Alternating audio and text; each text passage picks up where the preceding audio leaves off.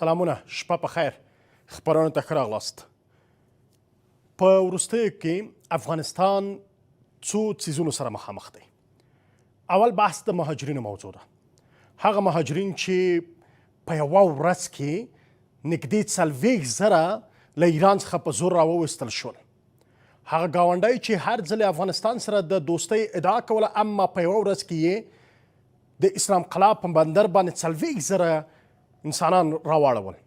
هغه چې په اسلام قلعه بندر کې ورته هیڅ تابعه نه وي، اما د حکومت خیریه بنسټونو افغانانو د دغو افغان کډوالو چې په جبر سره راسل شوي او هغوی سره هیڅ نه و د هغوی د لاسنیوي لپاره ور ودانګل.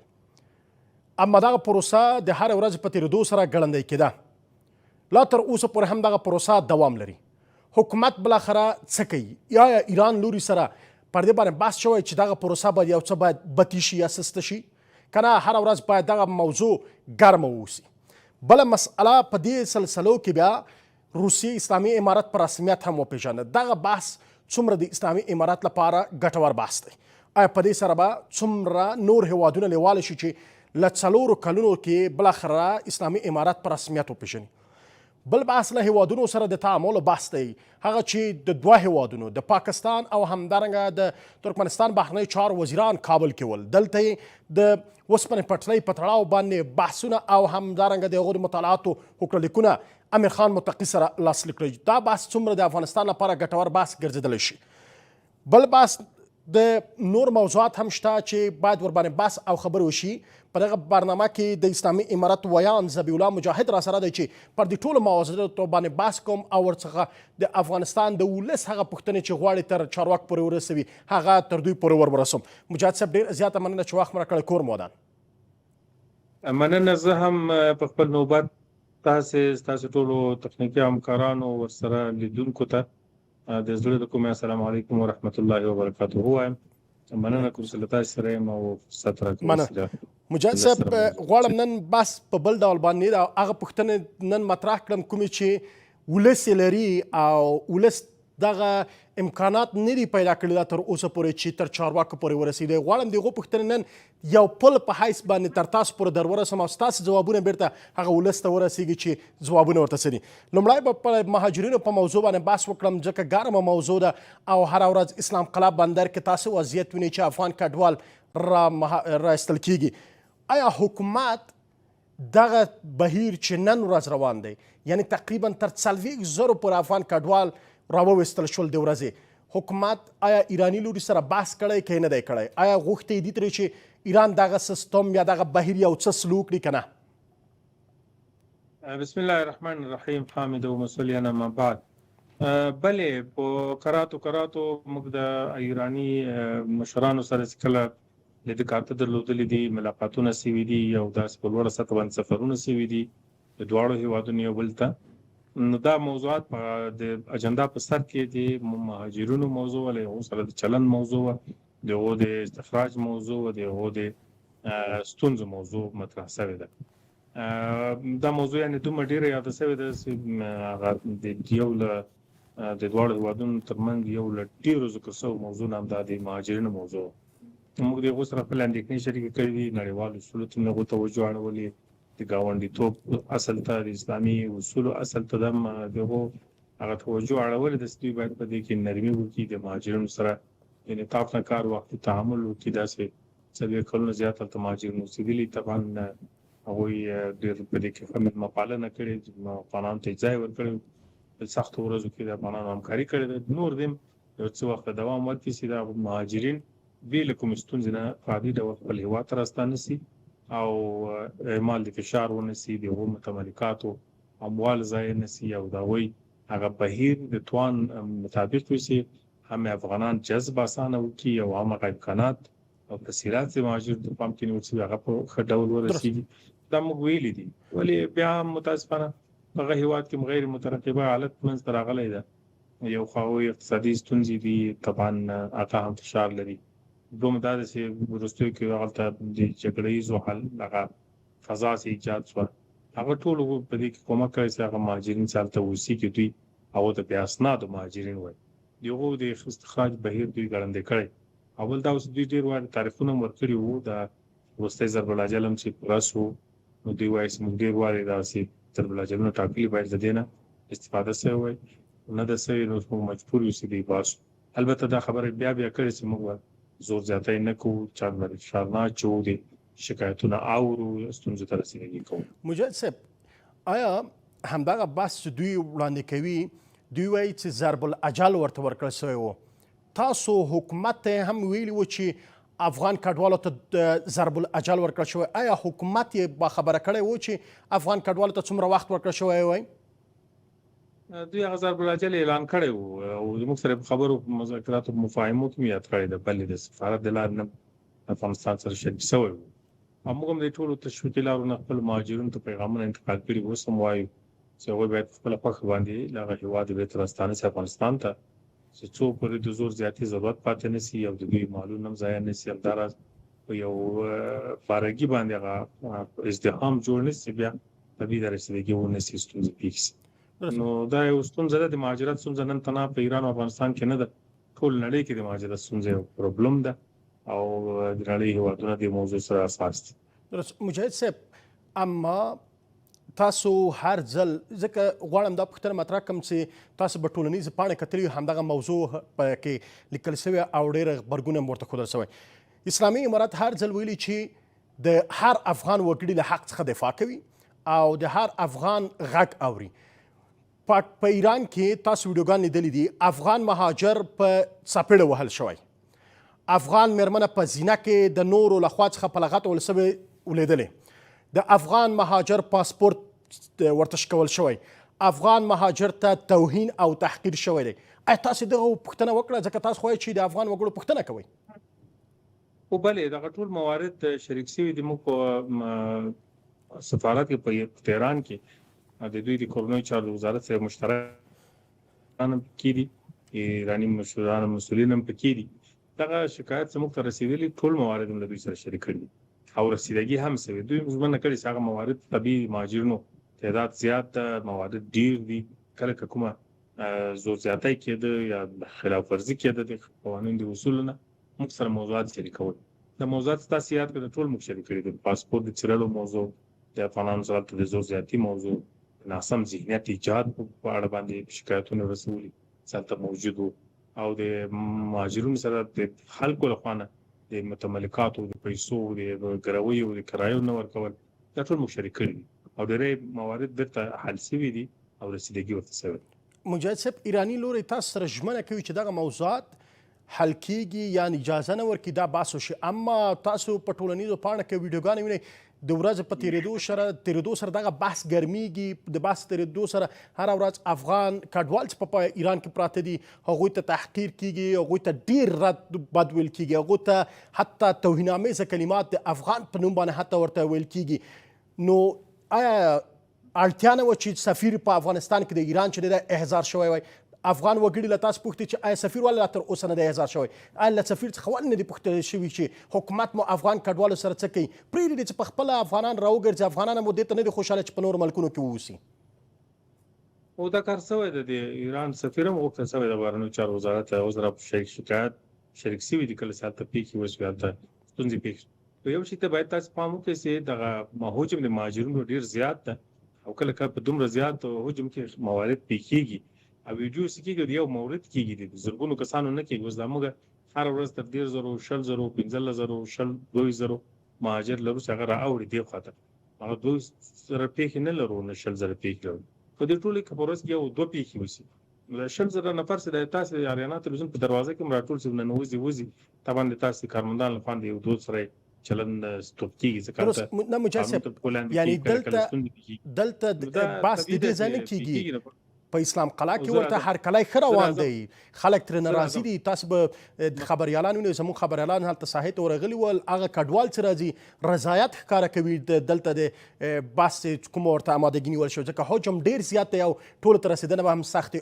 اما د ایراني لوري چې کوم برخورد بیا افغانانو سره کوي له هغې څخه ډېرې زیاتې نیوکې کېږي هغه بحث هم د ایراني اړخ ته ده ایراني اړخ کې دا حجم ډېر ده ځکه هلته دوی اردوګای ورته وایي چې ورته جوړې کړي دي خلک راټولوي یعنې ګڼ تعداد کې خلک وجې ته راټولېږي. هلته د پولیسو سره کله کله برخورد راځي، د خلکو سره راځي. بل ایراني ولس هم چې دا داسې ولس ته لکه یو عادي ولس ته افغانان چې دي طبعا ښه سړی او خراب سړی دواړه کې پیدا کېږي. یو سړی ستوغ د بد چلن کوي، یو هلک یو ځوان اصول نه مراعات کوي، د انساني اصول نه ناخبره ده، یا ضد کوي یا ناسمه خبره اورېدل یا برخورد کوي. دا یو پېښه یو مورد وي. هر مورد څوک سفیر نه اداروي، په هر مورد باندې څوک قضا او محکمه هم نه اداري. دا یو لوی بهیر ده، لوی ستونزه ده. ولې په عموم کې دې ته دا رسېدګي کفایت کوي چې موږ د شکایاتو دروازه او چینل خلاص کړی ده، شکایت رسو هغه حل کېږي او دا چې تر افغانستان خاورې پورې رارسېږي بیا دې خواته موږ خدمات یې رایه کوو. په ایران باندې خو موږ نور ټول ډېر حق نه لرو. تا په کور کې یو همسایه اوسېږي او ته وخت کور دې تنګېږي، اوبو څڅو به دې پیدا کېږي، کور کې د لړمانو ستونزې پیدا شي، ته وایې دا همسایه مې دې ووځي، هغه یا نه وځي یا وخت ضایع کوي، بل اوس ته ستوغه خبره ورته وکړي. دا خو تا حق جوړېږي ځکه تا کور ته باید دا تخلیه کړي. نو افغانان خو باید هلته مهاجر باندې اوسېږي، نو دومره هم ځان ته حق ورنه کړي چې د هغو په ځای باندې خبرې وکړي. د هغو خلکو هم هغه دی 40 کاله دا خلک تعامل کړي دي او ورسره ګزاره کوي. اوس افغانستان کې فرض وکړئ تاسې 20 میلیونه 10 میلیونه 15 میلیونه خلک د یو هېواد راسره راځي چې دلته راسي، موږ تاسې چلند به څرنګه ټول افغانان به سمې ورسره ټول ته رسېدګي کولی شو. د اوسني حالت اقتصادي کې ټول ته کور او سرپناه پیدا کولی شو. زه وایم دغه موضوعات باید لږ بې پرې تحلیل سي او همیشه موضوعات منفي اړخ تمرکز ونه سي. داسې اوس هغه هېواد کې 40 کاله د افغانانو تېر کړي، دا یو احسان ده په خپله. د هغه هېواد کرنسۍ استفاده شوې، د هغه هېواد ډوډۍ خوړل شوې، د هغه هېواد اوبه څښل شوې، د هغه هېواد د انرژۍ نه استفاده شوې، د هغه هېواد د اکسیجن نه استفاده. دا په خپله یو کومک ده د هغه هېواد. نو اوس په اخره کې چې هغه هم مجبور د خپل مجبوریتونه وایي، ضرب الاجل هم درته ټاکلی چې ته باید په دومره موده کې وتلی وای. آخري تاریخ ته ځان وساته، په آخري تاریخ کې د حجم زیات شو، اوس شکایتونه مروردتای دا مناسب نه ده. حکومت هم خو دغه انصاف باید له لاسه ورنه کړو.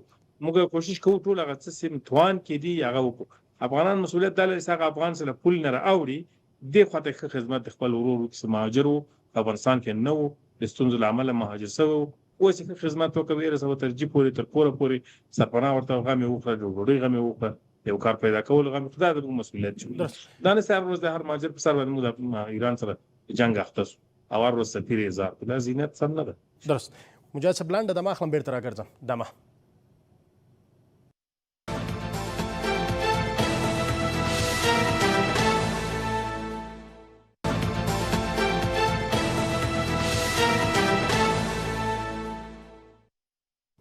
بیا هم ښه راغلاست. مجاهد صاحب لکه لومړی کې چې وویل زه غواړم نن د خلکو پوښتنې ځکه چې خلکو څه ویلي وو هغه تر تاسو ورسوم. هغوی همدا بحث مطرح کوي که چیرې ویلی چې هلته افغانان ووستل، د ایران کې سرمایه ګزاري وکړه، د ایران حکومت ټاکس ورکړه، د ایران حکومت مالیه ورکړې ده او نه به دا ډول برخورد ورسره شوی وای، ځکه هغو ته باید اجازه ورکړل شوې چې سرمایه ګزاري راوړې وای، هغو ته باید اجازه ورکړل شوې وای چې د کور لوښي یې ځان سره راوړی وای، هغو ته باید اجازه ورکړل شوې چې خپل لباس یې حد اقل ځان سره راوړی وای. ځکه مهاجرین وایي چې دوی یوازې په یو لباس کې راغلي یا هم که څه ناڅیز توکي له ځان سره راخیستي وي، نو ټول شی ترې نه پاتې شوي دي هلته. او دغه ستونزه هم وه، دغه موارد داسې محدود موارد دي، دا عامه نه ده دا خبره. په څو مواردو کې داسې پیک شوي دي، دغه شکایت رسېدلی او ستونزه حل شوې ده.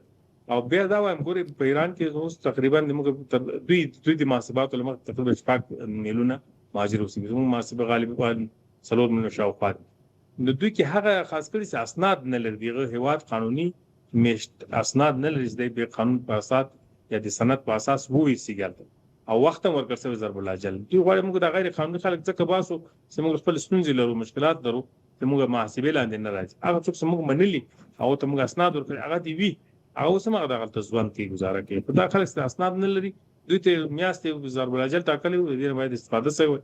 موږ خپل افغانان هم ته وایو چې آخري تاریخ ته ځان پرې نه ږدي، د زور فشار حد ته ځان پرې نه ږدي. مخکې داسې پردی کار تر نیمه شپو ده او مخکې داسې ستونزې ورته ولاړېږي، باید دوی خپل مال راټول کړي، خپله ګروي راټول کړې وي، خپله مزدوري نهایي کړې وي، خپل هېواد ته راسي، دلته یو غم دی، یو کار و بار و ژوند وکړي. نو بیا هم راځم دې ته چې هغه هېواد کې چې کوم مهاجر دی دا واقعا ستونزه ده. موږ بار بار پیغام رسولی، بار بار شکایت کړی، بار بار د مشرانو سره خبرو کې اول موضوع دغه د بحث وه. داسې بیا نه کېږي. نو جلا موضوع اوس خپل مسؤلیت ته راګرځي، هغه دا د مهاجرین بېرته کور ته راسي، دلته میشت شي، دلته آرام وکړی شو، دلته یو ژوند ورته برابر کړی شو. دغه دقیق. مجاهد صاحب یو بل څه چې د ایراني لوري څخه تاسو به لیدلي وي چې د اسرائیل او د ایران ترمنځ په جګړه کې راپورته شو، هغه د افغانانو ته یې وویل چې ایران ته چې اسرائیلو ته جاسوسۍ په تور باندې ځینې ونیول. له هغې موضوع څخه څومره باخبره یاستئ؟ آیا تاسو سره حکومت سره شریکه شوې؟ او دا موضوع موږ اندېښمن هم سو د دوی له مسؤلینو سره هم شریک دا اول به داسې پیښه نه وي کوي، دا به فردي جنایت وي چا به کړی وي. ټول مهاجر ټول افغانان باید په دې باندې ونه تلل، ځکه د دې نه زیات ایرانیان هم په همداسې تور باندې تورن سوي دي. ټول ایران ملت او څوک ور نه اچي. نو دوی سره خبره سوې ده، وروسته دوی په مشرانو هم دا واضح کړه چې داسې قضیو کې افغانانو لاس نه درلوده. کومې اوازې خبرې سوې متاسفانه هلته هم بعضې منفي ذهنیت والا خلک شته، د سوشل میډیا د لارې نه، د میډیایي تبلیغاتو له لارې نه افغانان بدنامول غوښتل. دا د دوی مشرانو هم اعتراف کړی، د پارلمان لوړپوړو چارواکو دا خبره سپیناوی وکړه چې کوم موارد پکې سوي یو افغان نه و پکې. نو دا ښه ده چې افغانان په داسې منفي فعل باندې نه وي تورن سوي، او خدای دې نه کړي چې افغانان پکې وي. خو بیا هم احیانا انساني ټولنه د ملیون انسانان چې چیرې اوسېږي خامخا خو خراب لري. که دا پیښه هم سوي دا یو فردي جنایت او فردي عمل ده، ټول افغانان نمایندګي نه کوي، نه باید ټول افغانانو ته په دې سترګه وکړو. یعنی رسما د ایراني حکومت لخوا څخه افغان حکومت ته په دغه موضوع باندې څه نه دي ویل شوي؟ موږ شکایت رسولی د دوی موږ رسیدګي کوو، دوی موارد موږ ته نه دي مشخص کړي. یعنې داسې معلومیږي چې دا کېدای شي د تبلیغاتو د پروپاګند حال. درست. مجاهد صاحب له اسلام قلعه بندر څخه رااوړي، ځکه تاسو هم ایراني لور ته دا حق ورکړ چې مهاجر دې راوځي. په دلته څومره تابیا ورته نیول شوې؟ ځکه دلته د کورونو مسئله ده، د سرپناه د نشتون مسئله ده، دلته د کاري فرصتونو مسئله ده چې نشته، دلته د خلکو ته حتی د ژوند لومړنۍ اسانتیاو برابرېدو مسئله هم رامطرح کیږي. د حکومت ترڅنګ خیریه بنسټونو نړیوال سازمانونه هم لاس په کار شوي دي. څومره آمادګي ورته نیول شوې؟ بلې علي قدر امیرالمؤمنین حفظه الله تعالی چې کله د مهاجرینو بهیر پیل کېده، تر تېر کال د پاکستان څخه دغسې یوې ناڅاپه راووته. هغه مجلس کې زه خپله ناست وم، دغه موضوعات سره یاد چې هغه هېواد ته ویل سوي دي، خو هغوی خپلې ستونزې بیان کړي دي، هغوی فشار اچوي راایستنه کوي. د علي قدر امیرالمؤمنین حفظه الله وینا دا وه دستور دا مشرانو ته چې دا جلا موضوع د هغه هېواد څه کوي له مهاجرینو سره نه کوي. هغو ته خو هغه د انساني حده پورې موږ غوښتنه هم کوو او تقاضا هم کوو چې افغانانو سره زور زیاتی ونه سي. خو زموږ مسؤلیت دلته جوړېږي چې افغانستان خاورې ته افغانان بېرته راوړي، دلته خپل مسؤلیت ښه ادا کوي. په دې معنی چې خدمت د مهاجرینو ورونو وکړي، څومره چې په امکانات په وس او توان کې وي هغه د دوی په خدمت کې ورکړي، د دوی رسیدګي وکړي، دلجویي یې وکړي، استقبال یې وکړي، خوشحاله یې وساتي، تر ځایه پورې ورسوي. دا یعنې د موږ د امیرالمؤمنین حفظه الله وینا ده او دستور ټول مشرانو ته. په همدې اساس باندې ځانګړی کمیسیون جوړ شو. هغه کمیسیون 12 کمیټې لري، اوس په اسلام قلعه کې هغه ټولې کمیټې فعاله دي. کله چې افغان مهاجرین له پاکستان د ایران خاورې نه راوړي، اول کې د دوی استقبال کېږي، دلته ځان ته کمیټه د استقبال یې وکړي او بیا دوی ته راهنمایي وکړي چې دوی وروسته ګامونه څه واخلي. بله موضوع دا ده چې دوی راجستر کېږي، دوی به بایومټریک کېږي د امنیتي مسایلو لپاره، د هویت تشخیص لپاره، د پیولیا ګټو د محافظت لپاره. درېیمه موضوع دا ده چې دوی دپاره بیا طبي ټیمونه دي، که څوک خدای مکړه دلته ناروغان سوي یا هلته په اردوګاو کې انتظار له امله ناروغان سوي یا پخوا ناروغي ولري، هغو ته رسیدګي طبي لحاظه کېږي، هلته طبي ټیمونه. څلورم موضوع دا ده چې دوی ته لنډمهاله سرپناه هدایت کېږي چې هلته خیمې ایجاد شوي دي، ځایونه ایجاد شوي دي، د سوري د اوسېدا دپاره، د ښځو نرو ماشومانو دپاره د اوبو رسد، دا شیان ټول شته، دا ورته کېږي. پنځم مورد دا ده چې دوی ته غذایي مواد رسول کېږي، ځکه هلته څومره دوی میشت کېږي غذایي مواد. شپږم مورد دا ده چې باید دې چې دوی هویت ته تثبیت شو، هغه ټول کارونه سره ټول شول، اموال یې راورسېدل، ترانسپورټ دوی ته په اختیار کې ورکول کېږي. اووم مورد دا ده چې دوی سره همکاري کېږي، نغدي کومک ورسره کېږي او ترانسپورټ په فری او په مفته دوی خپل سیمې ته رسوي. هر ځای ځي ترانسپورټ پیسې امارت ورکوي او دوی په مفته باندې جي ته رسوي. بل ته کورنۍ په سر باندې د فی مهاجر په سر باندې چې راځي 2,000 افغانۍ چې که کورنۍ 15 نفرې 10,000 که 10 نفرې مثلا 40,000 که 15 نفرې 10,000 دوی ته همکاري کېږي، بیا دوی خپل کورو ته رسول کېږي. دا لنډمهاله. وروسته بیا موږ په پلان کې یو چې دوی دپاره بیا څوک کورونه نه لري، د هغو دپاره شارکونه شته چې مځکې ورته ورکړل شي او د بېکارۍ د مخنیوي لپاره ټول فابریکو ته ویل شوي دي، سرمایه ګزارو ته ویل شوي دي، خپله امارتي شرکتونه چې کارونه کوي ورته ویل چې مهاجرینو ته اولویت ورکړي د کار په پیدا کولو کې. او بله دا ده چې الحمدلله افغانان هم ډېر ښه احساس یې درلود. مثلا زموږ تجاران، ملي تجارانو لوی لوی کومکونه اعلان کړل، کومکونه عملا شروع کړي دي په اسلام قلعه کې او په نیمروز کې دوی رسیدګي کوي، خوراک راوړي او ترانسپورټ راوړي، بېلابېل خدمات انشاءالله ارایه کوي زه امید کوم چې دغه لوی حجم له هودینه به افغانان خووزي هم حکومت جمع خلک د خپل ورونه به ښه استقبال کوي چې خو جای په جای کې او دا هرڅه به ان شاء الله به تعدي کی ستاسو په آن څه وضعیت وینئ پروسه مدیریت شوې ده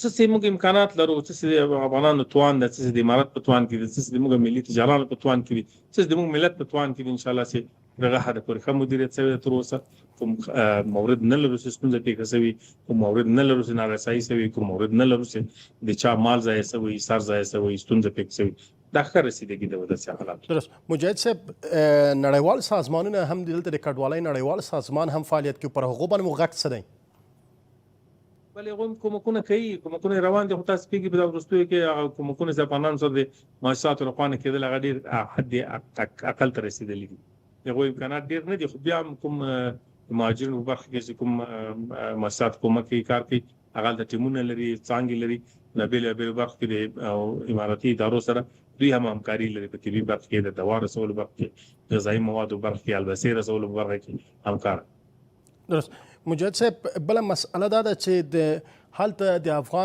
افغانان چې راایستل شوي دي د هغوی هغه پاتې پانګه ده د هغې پوښتنه هم کوئ چې د هغوی پانګه باید څه ډول باندې افغانستان ته راواوړي یا هم د کورونو کرایه ورکړې ده یا په ګروۍ باندې کورونه نیولي ول هغه پیسې هلته ایراني لوري سره پاتې دي او د هغوی لپاره د رسیدګي سیستمونه شته اول خو دا موارد ډېر نه دي محدود دي او بل دا چې هلته په سفارت کې په تهران کې د ایراني چارواکو سره مشترک ټیم لرو چې هغوی ته دغه رقم شکایت رسیږي بیا دوی حل یو چاپکور دار څه پاتې وي هغه ورته اخیستل کېږي ورته چلو تسلیمیږي د ماشومانو د زده کړې یا ښوونیز بهیر به څنګه کېږي دې دپاره ان شاء الله چې معارف وزارت خو ویلي چې کوم ماشومان هلته د زده کړو په کوم ځای کې یا کوم صنفو کې په کوم ځای کې پاتې وي هغوی ته دلته په هغه صنفو کې بیرته او بیرته به د زده کړو لپاره څومره چې دلته ممکن امکانات دي افغانانو ته څه په لاس کې هغه به دوی احتیاط کړي درست یو بله مسئله پرون تاسو به لیدلي وي هغه افغانان راورسېده یو اتیا افغانان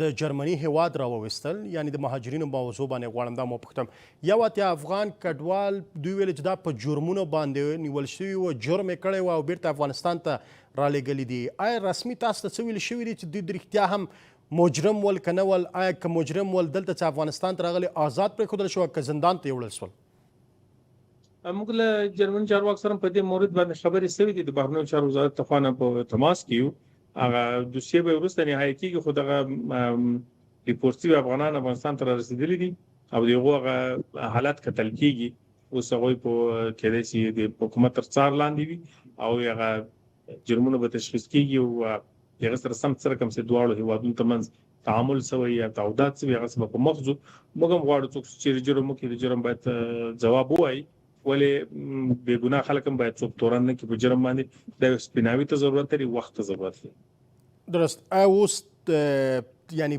آزادانه دي دغه کسان آزاد ګرځېدای شي که نه زندان ته وړل شوي تر څو پورې دوی د قضیې ته رسېدنه کېږي دوی باید په زندان کې نه زندان ته هم نه دي وړل شوي دوی په یو توقیف کې دي په آزاد توقیف کې معنا دی چې مناسب ځای کې دي خوراک او شی ورکول کېږي دوی قضیو باندې پلټنه روان درست مجاهد صاحب لنډه دمه اخلم بیرته راګرځم دمه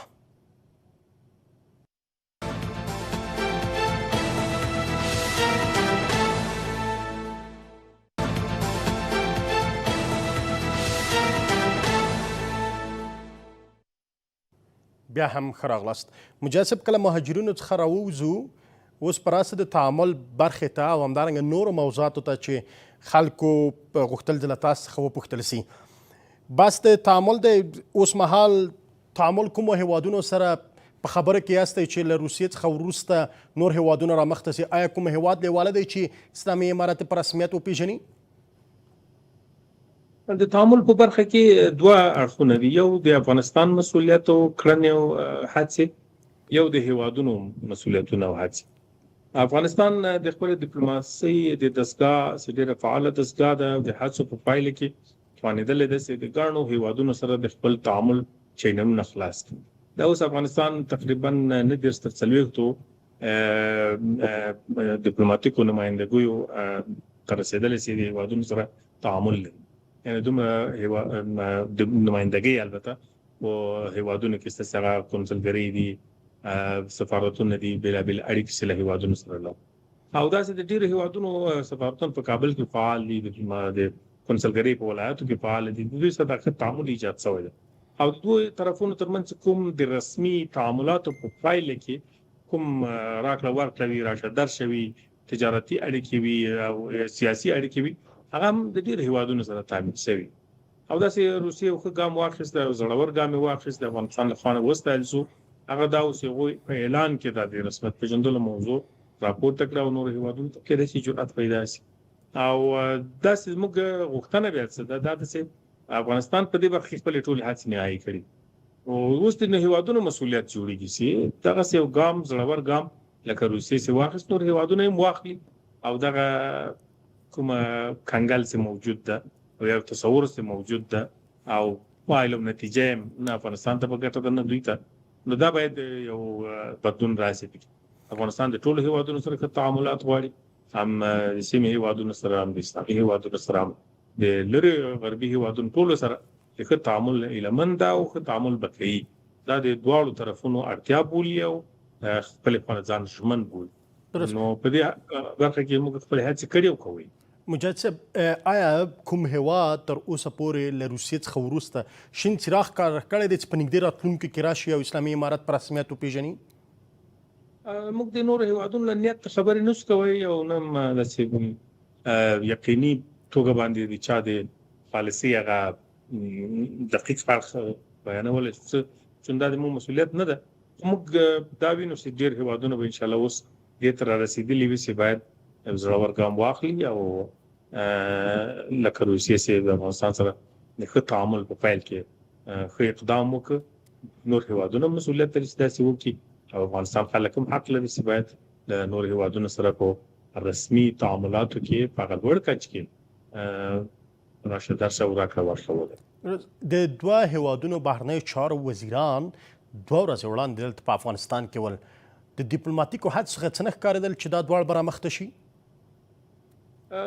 دغسې سفرونه ډېر دي ما ویل چې ډېر هیوادونه له افغانستان سره تعامل لري صرف د اعلان په برخه کې ځینو هیوادونو اوس پښه نیولې معنا اعلان یې نشي کولی یا یې نه کوي خپل اساسیتونه یا د نور هیوادونو سره نزاکتونه پالي د افغانستان سره د ګڼو هیوادونو تعامل رسمي دی دا اوس هم داسې د هیوادونو بهرنیو چارو وزیران راځي دلته او یا د موږ د بهرنیو چارو وزیر دي نور هیوادونو ته نور وزیران مو وخت تګ راتګ کې دا خپل رسمي تعاملاتو معنا ده د سفرونو ټول رسمي دي نو زه فکرمند یم چې دا هیوادونه چې تر اوسه پورې تعامل ته نه راغلي انشاءالله چې اوس په قناعت حاصلوي او میدان ته کېږي وایي د جرمني سره د تعامل بحث هڅه چې نن ورځ ډیری ورباندې بحث کېږي او بیرته د جرمني چارواکو هم ورته وضاحت ورکړي هغه سره خبرې تر کوم ځایه پورې مخ تللي آیا حاضر دي چې تاسو ته کونسلګري درکړي په دې برخه کې تر اوسه پورې هغه د پورت موضوع لا روانه ده موږ موضوع د حل کېدو په ماحول کې له دوی سره خبرې کړې دي بهرنیو چارو وزارت دا بیا وروستۍ خبره ده چې ګامونه به څه وي خو کوم افغانان چې چیرې نیول کېږي یا ښه وضعیت نه ورسره کېږي افغانستان اسلامي امارت باندې دردمند ده او له خپلو ډیپلوماټیکو چینلونو غواړي د هغو ستونزو ته رسېږي مجاهد صاحب دا هیوادونه چې تاسو په خبره پښه نیولې د هغوی خبرې دا دي د میز پر مخ باندې چې اسلامي امارت نړیوالو اصولو ته ډیری پام نه کوي یا د بشري حقونو مسأله رامخته کوي یا نور مسائل د همدې په خاطر باندې دوی نه غواړي اسلامي امارت په رسمیت باندې وپېژني ستاسو ځواب ورته څه دی نه دا خبرې هسې بهانې دي ساري هیواد یې وکړي کوم اصول چې اسلامي امارت مراعات کړي یا امارات کوي او دا د نړیوالو ترمنځ تعاملاتو درناوی لري کم هیوادونه به داسې وي چې داسې وکړي او په نړۍ کې ډېر خلک دي ډېر هیوادونه دي چې اصول نه مراعات کوي مګر هغه په رسمیت پېژندل شوي دي اصلي موضوع دا چې د هیوادونه باید یو جرأت وکړي یو جرأت ته درست یو دوی وایي چې بشري حقونو موضوع باندې ډیری تمرکز کیږي تاسو به لیدلي وي چې نړیوال سازمانونه هر اعلامیه ورباندې صادروي چې بشري حقونه په افغانستان کې ناقص دي ستاسو ځواب ورته څه دی آیا په رښتیا هم بشري حقونه په ځانګړې توګه د میرمنو حقونه افغانستان کې ناقص دي موږ فکر کوو چې دا هم بهانه ده ځکه د افغانستان اسلامي امارت اسلامي قوانین مراعات کړي دي اسلامي قوانینو کې بشر ته ډېر لوی درناوی موجود ده خصوصا ښځو ته ډېر لوی درناوی ښځې ته د یو عزتمن موجود په سترګه کتل کېږي په اسلام کې او کوم حقوق چې اسلام ښځو ته ورکړي دي فکر نه کوم وضعي قوانینو بشري ذهنیت قوانین ورکړي چې په نړۍ کې حاکم دي. موږ ټول نړۍ کې وینو د ښځو د افزارو په شکل باندې استفاده کیږي. هغه د تجارت توکي دی، هغه د نارینه‌و لپاره د بېلابېلو مواردو د ګټې اخیستنې مورد ګرځېدلی. دا رقم ذهنیت اسلام ښځو ته نه لري. ښځو ته د یو دروند محترم موجود صفت ګوري. په افغانستان کې زموږ خویندې مندې چې دي اسلامي امارت په هغه حد کې هغو ته حق ورکړی، او بل دا چې د هغو نارسایۍ چې په افغانستان کې پخوا موجودې وي، یا په ذهني لحاظ افغانان آماده نه وو، یا په کلتوري لحاظ د هغو حقوق ضایع کېدل، هغو ته لا موږ بدلون ورکړ. علي قدر امین حفظه الله فرمان صادر کړ د ښځو د ازدواج حق، د ښځو د میراث حق، د ښځو د غږ پورته کولو حق، د ښځو د تصمیم ګیرۍ حق، د ښځو سره د زور زیاتي د مخنیوي حق. دا ټول اعاده شوي دي، دلته عملي کیږي او عملاً اسلامي امارت د ښځو سره همکاره ده. بېلابېلو ارګانونو د لارې نه چې دوی حقوق ورکړل شي او دا ذهنیت تغییر وکړي چې د ښځو سره زور زیاتی. درست. خو کله د نړیوال بیا د مکتبونو مسئلې او کله د کار مسئلې ته ګوري، وایي چې د نجونو پر مخ ښوونځي تړل شوي او د کار زمینه هم ترېنه اخیستل شوې. هغه هم د ښځو د عزت مسله ده. که د ښځو عزت مطرح نه وای، دا دواړه موارد به ستونزې حل وي. ځکه چې بېباکي شوې وای، لاابالي شوې وای، د ښځو عزت اهمیت نه وای ورکړل شوی، نو لا ښه وای چې که د باندې راوتی او د نارینه‌و سره د اختلاف زمینه مسایل شوی. په هر صورت اسلامي امارت دا د یو اسلامي حکم په اساس، د یو اسلامي فیصلې په اساس، د علماو د پرېکړې په اساس تصمیم نیولی چې مناسب چاپېریال د شو ته پیدا شي چې هغه اسلامي شریعت عملي وي، زموږ د ښځو او خویندو عزت چې خوندي وي او مسؤونه لار ولټول شي. په دې لټه کې ټول هېوادونه باید د دې استفاده ونه کړي. دا د افغانانو خپله موضوع ده. افغانستان د خلکو ایډیالوژیکه موضوع ده، عقیدوي موضوع ده، د دین حکم ده، د شریعت حکم ده، د فقه حکم ده. په دې باندې څوک پښه نه شي کېښودلی. ځکه نو موږ هم مجبور یو داسې شی.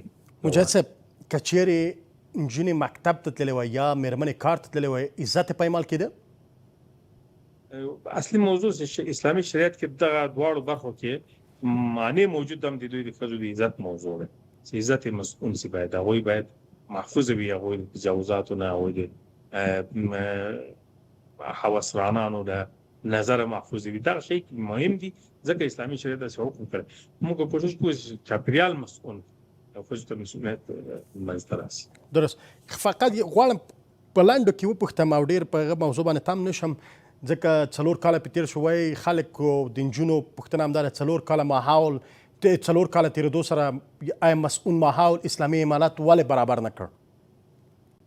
هڅې روانې دي، ټولې هڅې روانې دي چې څه وشي، خو بیا هم اسلامي امارت ستونزې هم لري. داسې نه ده چې له ډېر یو ښه اقتصاد نه برخمن ده او څه رقم چې وغواړي امکانات منځته راوستی شي، څه رقم چې وغواړي ظرفیتونه ایجادولی شي.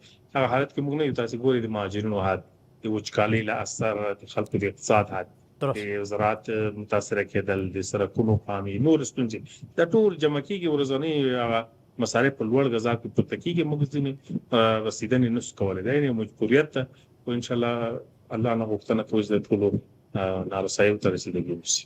مجاهد صاحب، په وروستیو کې ځینې راپورونه خپاره شول چې ګواکې د اسلامي امارت د امر بالمعروف وزارت محتسبینو لخوا څخه په کابل ښار کې مېرمنې نیول کېږي او تر زندان وړل کېږي. دا حقیقت لري؟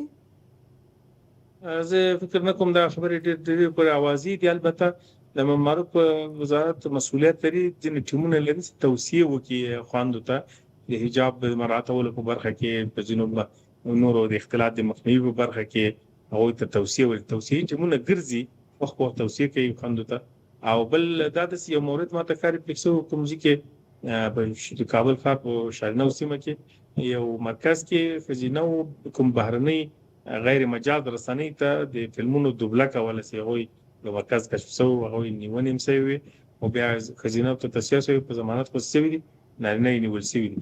دا مورد خلکو په بل اړخ باندې تعبیر کړی ده.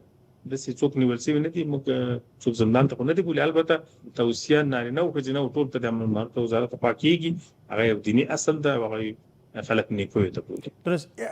هغه ویډیوګانې چې په ټولنیزو پاڼو کې خپرېږي، یعنې هغه ارتباط لري له هغه مرکز سره چې هلته بهرنۍ رسنیو ته سریالونه یا فلمونه دوبله کېدل؟ او یو مورد دغه څه د فلم اخیستل شوی د خپل شوی د جن کې د نو فاني موارد وي نو موږ د نیونې موارد نه لرو. درست. مجاهد صاحب د بین المللي محکمې څه موده وړاندې د اسلامي امارت مشر او همدارنګه قاضي القضات دواړه د نیولو حکم صادر کړ. ستاسو ځواب اوس مهال هغوی ته څه دی او هغو خپل د کال په لاسته راوړنو کې دا یادونه کوي چې دا یوه لاسته راوړنه لري دوی؟ اول خو دا د زموږ په دې برخه کې اعلامیه درلودله په هغه کې ویل شوي د ډېر واضح چې اول خو داسې محکمه موږ نه پېژنو په رسمیت او دومره دا چې داسې یو نهاد په نړۍ کې نشته چې هغوی د چا نه پوښتنه وکړي او دا صلاحیت ولري. درېیمه دا ده چې ډېر لوی ناقضین د حقوق بشر د انسان وژونکي قاتلین او جنایتکاران په نړۍ کې اوسېږي حاکمانو په صفت باندې ناست دي. هغوی ته ولې نه وایي هغوی ولې نه کش کړي هغوی ولې د نیونو حکم نه ورکړي چې څوک شریعت عملي کوي د خپل دین قوانین عملي کوي په خپله خاوره کې هغو ته بیا داسې یو نسبت کېږي. د دوی دغه کوم اعلان چې موږ ته اهمیت نه لري داسې مردان هم نه وینو چې هغه د صلاحیت ولري داسې وکړي او بل دا چې د اسلامي شریعت اصول عملي شوي دي په دې باندې څوک مجرم نه ګرځي بلکې دا د مسلمان امیر او مسلمان حاکم او مسلمان قاضي وظیفه او وجیبه ده چې هغوی باید شرعي احکام او فقهي احکام تطبیق کړي په ټولنه کې. د دوی داسې عبادت ته لکه خلق مونځ کې داسې فرض کړي او خپله فریضه ادا کړي هغه کوم جنایت نه ده کړی الحمدلله. او بل دا ده چې موږ دغسې موارد د دغو محاکمو صلاحیت نه بولو چې هغه نه په اسلام خبر دي نه په دین خبر دي نه د افغانانو د عرف خبر دي نه د افغانستان د خلکو اجتماعي ژوند خبر. درست. مجاهد صاحب لنډه دمه اخلم بیرته راګرځم دمه.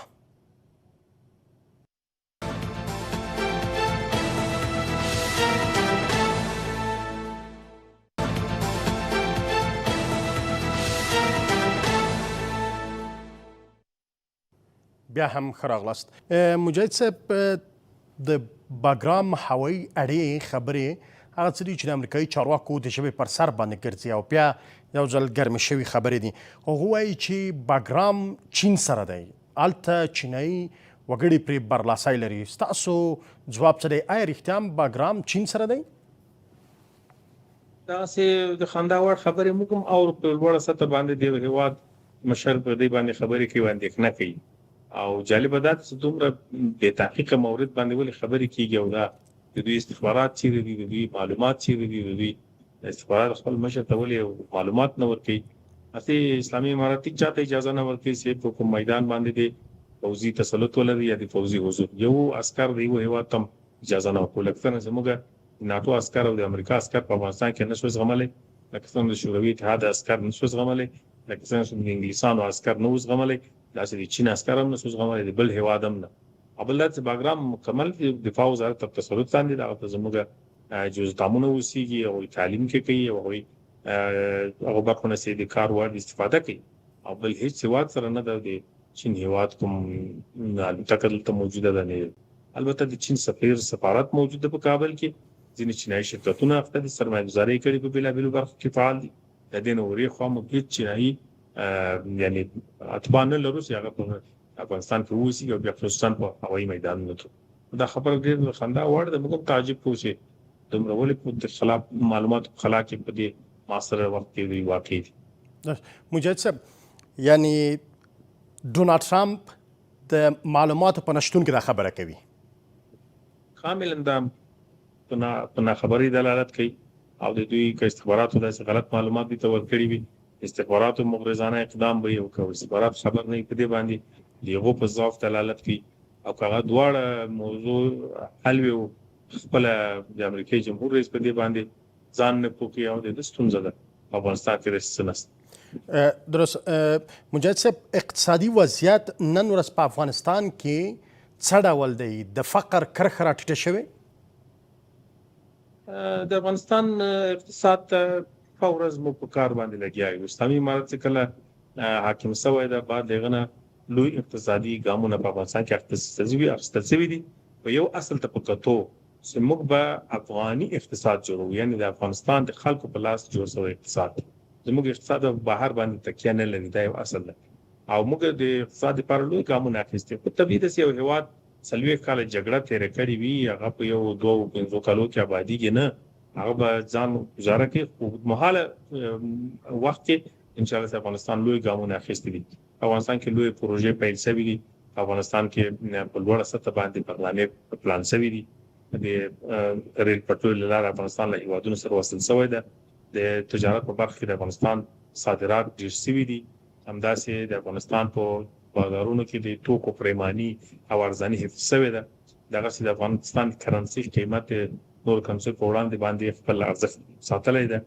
ورسره د بانکي محدودیتونو ستونزې سره په افغانستان کې د پیسو راکړه د پیسو انتقال بانکي راکړه کې د په خډه ول باندې تنظیم شوی دي. ورسره پروژې چې مثلا ټاپي پروژه ده، کاپ پروژه ده، کاسا یو زر پروژه ده، افغان ترانس پروژه ده، د پښتې پروژه ده او داسې د بیلا بیلو برخو د نورو د پټلۍ د تیریدو پروژه ده. ټول تر کار لاندې دي. ان شاء الله راتلونکي کلونو کې په افغانستان یو اقتصادي تحول شاهد وي او د ته موږ شمن یو په ورځ کار کوو. البته داسې وخت نسی، داسې ورو په مخزي د وجه دا د افغانستان امکانات کم لري، افغانستان ظرفیتونه کم لري او بل خاطر خپل ظرفیتونه باندې اتکا لري. د بل چانه کومک نه غواړي نه د وخت او بل چا باندې تکیه نه لري. خپل استقلال او ازادي او ساتل ورته مهم دي. نو ځکه د خپل ظرفیتونو په تننه کې لګیا ده. په اقتصاد ان شاء الله سوي لام د کېدو په حالت کې ده. د افغانستان خلک آرام شپې ورځ سفرونه کوي، تجارت راکړه ورکړه په آرام شکل باندې کوي، چې په 400 زیاتې نه کوي. ملیونونه چې ربس مکه غصب ګرځول شوی ده، د فساد مخه نیول شوی ده، د مختلفو برخو کې مخدره موادو مخه نیول شوی ده، د قاچاق مخنیوي شوی ده. خپل لوی ګامونه د اقتصاد ته ګټه رسیدي شي.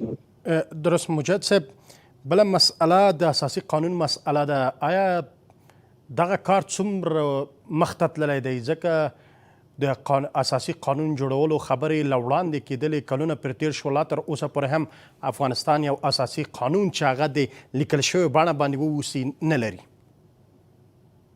بله د هیوادونو قانون نه لري دا رقم لیکل شوی بڼه باندې. یو هغه نه داسې باید خامخا ولري او که نه ولري ژوند به دري. افغانستان د خلا د قانون سره مخ نه دی. اسلامي شریعت قانون دی او اسلامي شریعت حاکم دی دلته. البته هغه متداول قانون چې معروف ده هیوادونو کې د حکومت د کړم لپاره یو اصل ګرځي، هغه افغانستان نه لري. په یوه کې شریعت لرو او اسلامي شریعت په اساس باندې پریکړه کوي. او که قانون ته کړه اړتیا جوړ دی یا د ساز او ساخت زمينه مسایل دا هغه د اسلامي شریعت په چوکاټ کې وي ان شاء الله. اوس د پر اولویات ډیر دي. موږ ډېر افغانان دي باندې ولایتو زکو کورسي ویني دي ډېرای خلک سره شیندلي دي او بل دا چې هغه ظرفیتونه چې د کارت باید وای او وی هغه نسته. بل خاطر د شدید اړتیا نه ورته ویني ځکه چې اسلامي شریعت موجود وي نو د بل قانون د جوړېدو لپاره ضرورت نه لري. په هر صورت د وخت په تیریدو به ټول شی نه سم شي. درست. مجاهد صاحب، یو بل مسأله د متقاعدینو مسأله غواړم وپوښتم، ځکه هغوی اعتراضونه کړي وو، لاریونونه یې کړي وو. څو ورځې وړاندې هم لاریون کړی وو. د هغوی غوښتنه دا ده چې لا تر اوسه پورې هم د هغوی مسأله پر ټاپه باندې ولاړه ده. متقاعدینو لپاره که څه هم د اسلامي امارت مشر د ځانګړې محکمې د جوړېدو فرمان صادر کړ، اما ویل کېږي لا تر اوسه پورې کار نه دی پیل شوی. ولې؟ او متاسفانه زم په دې کې یعنی نظام صرف بولم تر اوسه پورې څه تاسو متقاعدینو موضوع ته رسیدنه نه ده. علي قدر امین زولا په دې مورد باندې حکم صادر کړ، ځانګړې محکمې خبرې وکړه، تشکیلات باندې هغه وکړي د مورد ته حل پیدا کړي. مالی وزارت مسؤلیتونه سپارلي دغه ادارو باید تر اوسه دا مسله حل کړي. دا مسله د لوی او پیچلې او بحران نه د استقلال کو خو دی ماته لکړي سی او بل دا د دوی د بشپا ورځ غاغو بس باید دا مسله حل سي. خلاص به وکړو ان شاء الله چې موضوعات حل سي ان شاء الله. مونږ باندې همدا غږ کړی متقاعدینو چې د دوی غږ تر تاسو او تر همدارنګه د اسلامي امارت تر مشر پورې ورسیږي تر څو پورې دغه مسئله حل شي، ځکه دوی پر خبره او همدارنګه څه چې په تصویر کې لیدل کېږي ډېر په ناوړه وضعیت کې دي هغه متقاعدین او ماشاءالله تر اوسه پورې نه ده وکړل شوی. بله مسئله د بهرنیو چارو وزارت د سیاسي مرستیال یا معین خبره ده. آیا افغانستان ته راځي شیر محمد عباس ستانکزی؟ خو نو د ستانکزي صاحب د خپل تصمیم پورې اړه لري چې څه کوي. خو یعنی ارګانونه د نظام چې د حکومتونو د نظام چې یو بل سره تړلي وي او کوم ځای خالی هم کار نه درېږي ځکه چې هغه ارګانونه یو له بل سره همکاره دي، مومد دي، یو له بل سره کومک کوي. او ډېری وزارتونو کې موږ معینتونه خالی دي ولې کار ولاړ نه وزیر هغه کار کوي، بل معین ته کار سپاري هغه کار په مخه ځي. یعنی د عباس ستانکزي کارونه نور چاته سپارل شوي؟ نو بهرنیو چارو وزارت خپل موږ ټول تنظیمي یعنی کوم موین صاحب نه وزیر صاحب خپل یا کار کوي یا به کېدای شي کوم موین صاحب ته بل ته سپارښت به مخې بوز او یعنی د کار د ټک باندې ولاړ نه ده. ما مثال نه درکسي په نور وزارتو کې موږ موینتونه لرو چې هغه موینان نه لري کار نه ده. څه معلومات نه لرئ چې راځي که نه راځي؟ دا د ستانسي خپل تصمیم ده څه وخت غواړي راشي او څه ډول کوي. او میاشتې پې تېرې شوې لا تر اوسه پورې موینیت څوکۍ خالي پاتې ده. بله مسئله د وچکالۍ مسئله ده. مجاهد صاحب راپورونه به تاسو لیدلي وي چې ویل کېږي 2013 کاله پورې به کابل یعنې پلازمینه کې د څښلو اوبه پیدا نه شي. حکومت د دغه پروسې د مدیریت لپاره څه کوي؟ وچکالي هم په تیزه باندې روانه ده.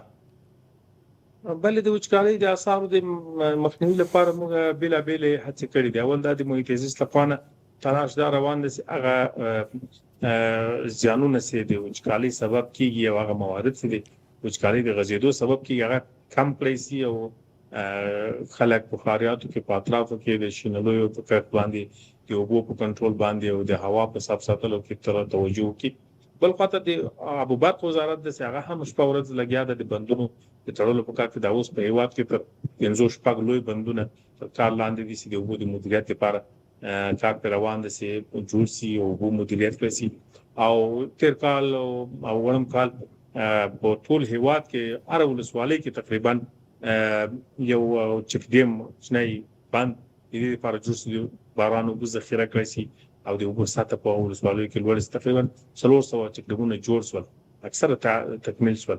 نو لدې سم هڅه روان زموږ د وچکالۍ د آثار د مخنیوي لپاره کار وکړو. په کابل کې د اوبو د رصد پروژه ان شاء الله د کار لاندې ده د پنځیر نه اوبو کابل ته ورسیږي او پروژه باندې خبرم شوی ده سروې هم شوی ده ان شاء الله په دې سکني بودیجه کې به دغه لپاره یعنی انکشافي بودیجه ځانګړې شوی. امید ستاسو د کابل د اوبو غمو غوړي چې کابل یو ګڼمشته ښار ده او پلازمینه ده بلته میلیونونه خلک اوسېږي د ژوند مهم ده. د اوبو د رصد برخه به ان شاء الله د غاندېفنو ته جواب ووایي. مجاهد صاحب پر تاسو د خلکو نیوکه د ولس نیوکه همداره چې د افغانستان اوبه نور هیوادونو ته مفته کې بهیږي اما کابل کې په 200 مترۍ کې اوبه نه پیدا کیږي. او دا نیوکه خو نه ورته وایي ځکه دا خو د افغانستان د جوړښت هغه څه کلونه اوبو وړاندې خاطر به دې د سنې زموږ راغلي موږ به ولې خپل به دې خو به دې کنټرول نه وو د منابع نه موجوده ته کار نه وسوي. وې اسلامي امارات ډېر کارونه شروع کړل د اوبو د کنټرول په برخه کې د بندونو جوړېدل دا اوس ما ته ویل د پاشدان په نامه باندې دغه څه بخش آباد باندې په فراه کې نور بندونو باندې کارونه روان دي. سلما بند او دغه د کابل شاروس باندې تکمیل شو. نیمه کار بندونه ټول باندې کار روان دي. بعضی تکمیل ته نږدې دي بعضی نیمه یې تیر شوي دي. د دې لپاره چې اوبو مهار اوبو کنټرول کو اول دا د کوستیپې کانال په خپل سي استرکیږي د دې څنګه زراعت ته ګټه رسیدي اوبو د محافظت او د اوبو د سالم استفادې هدف هم پکې دی. هغه پروژه ده چې امارات پیل کړو تر اوسه رسول او د کابل د بیوبګي لپاره موږ ظرفیتونه لرو. خو د خارج جوړښت او د مځکو غصب او ناقانونه ودانۍ د دې باعث چې د کابل د اوبو اصلي مسیر بدل کړي. د کابل خړم وچی په نتیجه کې د کابل ښار کتلاړي سي ستونزې ولاړې سي. اوس به دا تلاش روان دي چې کابل ته د پنځیر له درې نه کې اوبو راورسیږي او په سی وفلان کې نور څه دي هغه کابل ته کفایت هم کوي ان شاء الله بهتر اوبو هم دي. نو دغه د رصد لار باندې کار روان دي سروې روانه ده نو امید سره کار وشي. مجاهد فقط آخري پوښتنه کوم او نور به تاسو وخت نور هم نه نیسم. فقط راپورونه خپاره کیږي په دې ورځو کې تاسو وینئ چې پخواني نظامیان وایي چې وژل کیږي او یا تروریږي. دغه بحث څومره جدي بحث دی؟ آیا رښتیا په افغانستان کې شوي؟ اول خو په دې برخه کې متاسفانه تبلیغات ډېر روان دي پروپاګاندا ډېر روان دي څوک په خپل مریضي باندې مفاد سي طبعا سړی خو نو سپینګری وي زړه تکلیف لري او نور ناروغي لري څوک وفات دي وي دا تروز دا وزل څو اته حکومت لا تور نه سي نظام خلکو د عمل دا څنګه ده موږ ټول خلک ته عفو کړی دا محفوظ دي اسلامي معرفت او دیغه وینه ساتل د اسلامي معرفت وظیفه ده یو سر ساتل وظیفه ده. کله کله د پاتراف کې سوي د جن بده او شخصي خصومتونو لامل ځنې انتخاب جوړانه حرکت سي او مجرمین نیول سي د زندانو ته چول سي. دا نه عام موضوع نه ده. کله کله افغانستان ټول نه ده طبعا یو چا بدی کړی وي او چا څوک چا وزلی وي هغه بیا واسطه ورسیږي خپل انتقام خپل سره ډول واخله خصوصا په اطرافي سیمو کې چې دا له مخکې نه په افغانستان کې دود او د دې د مخنیوي لپاره هم ټولې ګامونه اخیستل شوي عاملین هم نیول شوي دي زندان ته اچول شوي دي پوښتنې ځینې روانې دي خو دا موضوع ډېره عامه نه ده کله کله داسې ځینې موارد موږ لرو ولې دا تنها هغه خلک هم نه دي چې په فعالي نظام کار کوونکي نور خلک هم کله کله ځان په خپل مابین کې بدي کوي دا نن موږ راپورونه درلودل په ولایت کې د شخصي خصومت له امله 15 نفره مړه شوي دي بغلان کې د غالبا تېره شپه برخورد شوی دی په ځمکه باندې لکه په چشي باندې جنګ سره کړی نو دغسې قضیې پیښېږي دا باید څوک په سیاسي موضوعاتو باندې حمل نه کړي د افغانستان ټولنه ده اول جنایت په هره ټولنه کې کېږي جرم کېږي امریکا کې به اوس خلک ووځل شو څوک چا باندې برید څوک چا باندې موټر وخېځاو څو کسان یې ټپیان کړي او د اروپا کې د قضیې پیښېږي په جرمني کې چې قتلونه وشو کېږي اوس دا انساني ټولنې هغه ابتدي حالت د دې نه بنوي ممکن نه ده البته حکومتونه وظیفه دا لري چې پښتنه وکړي پاسپورت یې وکړي رسیدګي ورته وکړي مجرمین ونیسي د تکرار مخنیوي ډېره زیاته مننه کوم د اسلامي امارت ویان ذبیح الله مجاهد چې وخت مو راکړ کور مو ودان تاسو نه مننه سره له تاسو قدرمن لیدونکو هم ډېره زیاته مننه چې خپرونه لیدونکو یې تر بیا ښه وخت